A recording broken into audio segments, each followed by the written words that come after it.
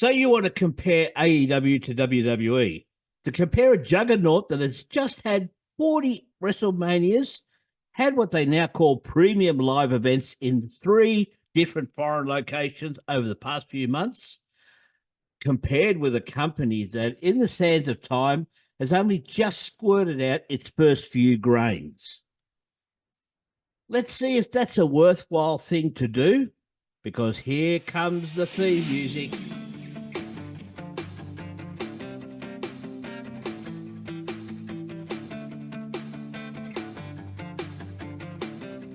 G'day, wrestling mates. I'm Southern Joe, your wrestling mate from down under. Welcome to episode 18 of If You See Kayfabe. The previous episode, the truly Kayfabe ep, was harder to write than I thought. I've gone for so long talking half carny about the wrestling biz, it's hard to just talk about the wrestlers like they were legit combatants, especially given the way a good percentage of them wrestle nowadays. Now, if you paid attention to the title of the show, it's called Stop Comparing AEW to WWE. Notice the parentheses? Now, I'll explain all that later. And I welcome honest feedback. It's the only way I'll get better. Now, I know I'm only reaching a small audience at the moment, but even though this is a no-budget passion project, I'd like to reach more people and get out the message from a long-time fan. Now, I don't think there'll be many of you out there who can top about 55 years for sustained fandom. Thank you for all the kind words and likes on Facebook that I've had and here on YouTube. One bloke on Facebook was interesting. He replied to me sharing the link to my previous episode with, "Who cares?" Now, I asked him for feedback, and he stated that he didn't watch the video. It's a shame, really, because the feedback would be welcomed, good or bad. So let's start by actually comparing the two companies. Now, the WWE started life as the Capital Wrestling Corporation, or CWC. It was formed in 1953 as a Northeastern Territory of the National Wrestling Alliance, or NWA. Following a dispute, CWC left the NWA and became the Worldwide Wrestling Federation, or the WWF, in April 1963. After rejoining the NWA in 1971, the WWF was just renamed World Wrestling Federation, or WWF, in 1980, before the promotion left the NWA for good in 1983. And in 2002, following a legal dispute with the World Wildlife Fund, WWF Wrestling was called WWE, or World Wrestling Entertainment. And in 2011, the promotion ceased branding itself as World Wrestling Entertainment and began solely branding itself with the initial WWE, which you have today. The original founder of Capitol was Jess McMahon, which is Vince Jr.'s grandfather. Now, Vince Sr. and New York promoter Toots Mondt took over soon after, and Vince Jr. effectively purchased and took control of the company in 1982, along with his now estranged wife, Linda. As we all know, that arrangement stayed in place until Endeavor bought out WWE and merged with UFC, which happened a few months ago, or about a year ago now. Vince was ousted after a string of investigations of alleged hush money, sex trafficking, and other scandals. So the WWE has 3 weekly shows: Raw, SmackDown, and NXT. What used to be called pay-per-views are now premium live events. And rather than pay a separate fee for each show, they come included when you subscribe to the network that they're on in your country. They still run some house shows, but not as nearly as many as they did a few years ago, as the money they make from TV rights, merch, and probably even social media content would be far more lucrative than setting up a travel schedule like previous generations. The company is reportedly valued at around $6 billion, with over $1 billion of revenue incoming each year. They have a solid corporate structure and a long history that has seen the highest of highs and the lowest of lows to be the leader in wrestling by a clear margin. All Elite Wrestling, or AEW, is an American professional wrestling promotion which is based in Jacksonville, Florida. It is owned by the father and son duo of Shad and Tony Khan, with the latter Khan being president and chief executive officer.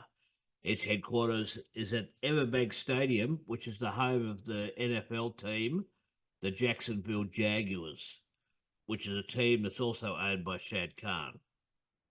Since its inception, AEW has been one of the largest wrestling promotions in the world, second only to the WWE in terms of annual revenue. Since October 2019, AEW has produced a 2-hour weekly television show, which is called Dynamite, which is considered their flagship program, and it airs live with some exceptions. The show aired on TNT until December 2021 and moved to TNT's sister station TBS on January 5, 2022. The company also has 2 other weekly shows, both on TNT, which is Rampage, a 1-hour program airing since August 13, 2021, and Collision, a 2-hour program that premiered on June 17, 2023. The company also has a quarterly special on TNT titled Battle of the Belts. AEW previously had 2 weekly YouTube exclusive shows, Dark and Dark Elevation, and they were cancelled following the addition of Collision. The company also produces a number of pay-per-view and television specials throughout the year. In April 2024, Forbes ranked AEW as the 3rd most valuable combat sports promotion in the world, with an estimated value of $2 billion, behind UFC, which is at $11.3 billion, and WWE at $6.8 billion. Now, I reckon the valuation for All Elite is a bit generous at this time, given that attendances and TV ratings are currently a bit down. Now, I don't know if merch sales are good, but AEW t-shirts do dominate the Rampage, Collision, and Dynamite broadcasts whenever they're on. Comparing flagship shows, Raw viewership has come down from an average of ratings of 1.8 million people each Monday night 12 months ago to around 1.7 million for the comparative second quarter of 2024. During the same time period, Dynamite has seen their quarterly year average slip from 885,000 people watching to 715,000, with the numbers slipping further in recent weeks. Last week's average of 502,000 was a new low and quite concerning. Now, that's the dollar numbers being crunched. Now, the rosters are around the same size, and it becomes very subjective as to whether the wrestling, the story, presentation is better or worse with either company. I personally believe that WWE's presentation is too slick, while AEW is not slick enough. WWE, like McDonald's and Microsoft, are brilliant marketers of themselves. Something with All Elite needs to seriously lift their game in. I was super happy for AEW getting such a huge crowd at Wembley, which I knew they would for reasons I've stated before. But the follow-up has not been good. So, should we be comparing the 2 companies? Is it fair to do so like I have done? Let's reset and dive into this after a short break, and I'll give you my answer.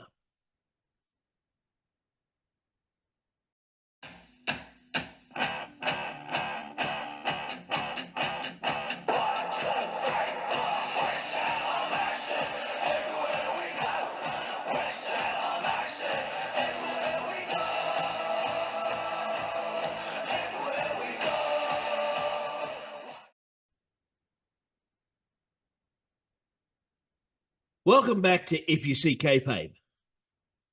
As I've stated from the outset, the title of this show is Stop Comparing WWE and AEW. But notice the stop is in parentheses. The reason for that is that while there are some similarities, the differences between them make it unfair to compare any wrestling company to the WWE. The WWE is to wrestling what Coke is to cola drinks, what Kleenex is to tissue paper, and here in Australia, what Hills hoists are to clotheslines. No, not that clothesline. This clothesline. Even when WCW was beating WWE for those 83 weeks, mainstream media still mainly saw WWE as the brand name for pro wrestling. That branding is going to be hard to get around. WWE will use all its history and power to retain that spot. All Elite will need a complete turnaround and some brilliant marketing to even to close the gap by half. Remember, we're talking about a 5-year-old company. Even as magnificently funded as All Elite are, they still have many growing pains, and some of those growing pains currently being self-inflicted. I do really hope Shane O'Mac becomes involved in a major way with All Elite, because he can be the difference maker. The media also need to go a bit easier on AEW and try to be more supportive. We don't want to go back to a few years ago when the WWE was all we had in a major way. The losses incurred to the industry if AEW went away would be catastrophic at this stage, not just from a human standpoint with how many would lose their jobs, but by how the industry would fall back into the lull because WWE would have no real competition at all. We as fans need to realize that a successful AEW is better for everyone. It is another flavor of wrestling. When you go into a Ben and Jerry's, you may get a scoop of vanilla, a scoop of strawberry, and a scoop of chocolate. But it's still ice cream. Well, pro wrestling's like that. You may not like certain flavors, but others might, and the more flavors we have that are major players, the better it is overall. That's some food for thought. Until next time, check out my other videos. Please press like and subscribe. Thank you to my new subs from the past week, and hit that notification bell. This is your wrestling mate from down under saying, hooroo.